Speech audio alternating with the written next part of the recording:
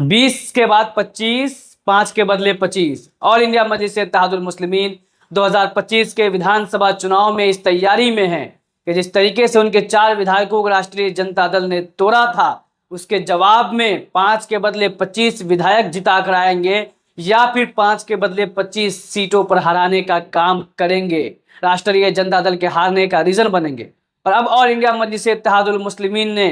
चुनाव से जस्ट पहले बड़े पैमाने पे बिहार में तैयारी शुरू कर दिया था। किस तरीके से हमने देखा कि ऑल इंडिया मजलिस इत्तेहादुल मुस्लिमीन के कौमी सदर बैरिस्टर असदुद्दीन ओवैसी सीमांचल न्याय यात्रा पर निकले। उन्होंने सीमांचल के चारों जिलों के कई विधानसभाओं का दौरा किया जहां जहां उनके चुनाव लड़ने की तैयारी थी। उसके बाद मिथिलांचल का दौरा उन्होंने किया, उन्होंने मगध का दौरा किया, उसी तरीके से वैशाली वगैरह भी उनका जाना हुआ। उसके बाद अब मजलिस इत्तेहादुल मुस्लिमीन ने एक बड़ा स्टेप लिया है कि उन्होंने सांसद चंद्रशेखर आज़ाद की पार्टी आज़ाद समाज पार्टी, जो भीम आर्मी का पॉलिटिकल विंग है, उसके साथ गठबंधन कर लिया है। ये गठबंधन मुकम्मल तौर पर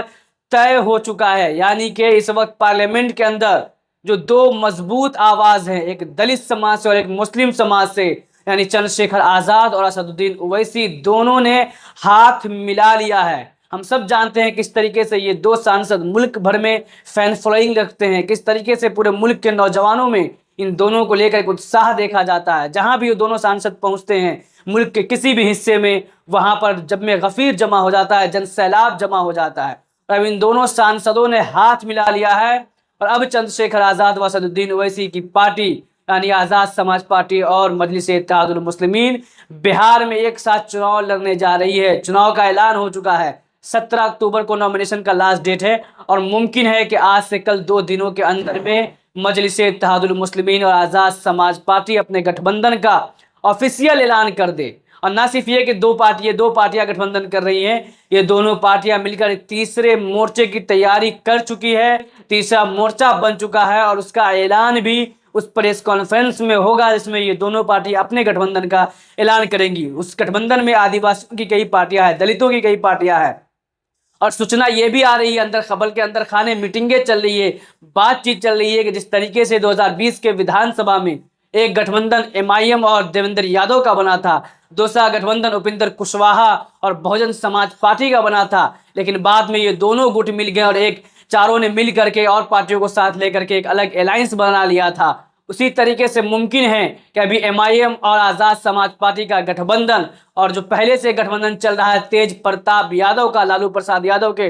बड़े बेटे तेज प्रताप यादव का, जिसमें वीवीआईपी पार्टी और कई दीगर पार्टियां हैं, ये दोनों गठबंधन मिल जाए और एक मजबूत तीसरा मोर्चा देने की कोशिश करे। इसकी भी संभावनाएं हैं, इसको लेकर भी मीटिंगें अंदर खाने चल रही है। लेकिन अभी की खबर यह है कि फिलवक्त एमआईएम और आज़ाद समाज पार्टी का गठबंधन हो चुका है। इस गठबंधन का ऑफिशियल ऐलान आज या कल में चंद और पार्टियों के साथ होने जा रहा है। इसका इम्पैक्ट बहुत बड़ा पड़ सकता है क्योंकि हम सब बेहतर तरीके से जानते हैं कि बिहार के अंदर 120 से ज्यादा ऐसी सीटें हैं जिस पर मुस्लिम और दलित समीकरण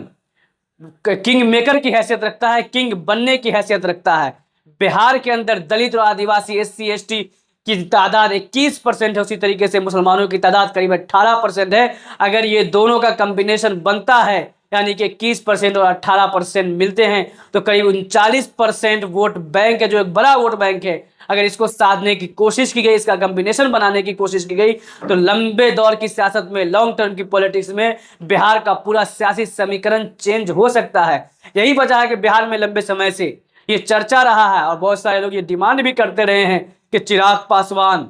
या जीतन राम मांझी या आज़ाद समाज पार्टी या बसपा जैसी पार्टियां अगर बिहार में इस तरह से एक्टिव हो के दलित और मुस्लिम को एक कर सके, दलित और मुस्लिम का कॉम्बिनेशन बना सके, तो जिस तरीके से उत्तर प्रदेश में समाजवादी पार्टी से, समाजवादी आंदोलन से अलग होने के बाद, कांग्रेस से अलग होने के बाद, फिर समाजवादी पार्टी से अलग होने के बाद मुसलमानों ने दलितों के साथ एक कोलैबोरेशन बनाया था, एक कॉम्बिनेशन बनाया था और एमडी समीकरण के तहत मायावती इक़्तिदार में आई। बहुजन समाज पार्टी ने 2007 में अकेले उत्तर प्रदेश में सरकार बनाया उसी तरीके से बिहार में भी इसकी संभावनाएं मौजूद है। अगर कोई पार्टी इस पे आगे बढ़ती है और इस तरह से काम करती है कि दलित और मुस्लिम को यूनाइट करें, तो बिहार का पूरा पॉलिटिकल समीकरण, पूरा राजनीतिक समीकरण बदल जाएगा। और कहीं ना कहीं उसी तरफ कदम बढ़ा दिया है चंद्रशेखर आजाद की पार्टी, आजाद समाज पार्टी, जिसके बैकअप में भीम आर्मी जैसा संगठन मौजूद है, और मजलिस-ए-इत्तेहादुल मुस्लिमीन जिसके सदर असदुद्दीन ओवैसी इस वक्त हिंदुस्तान में मुस्लिम नौजवानों के बीच में सबसे पॉपुलर लीडर हैं।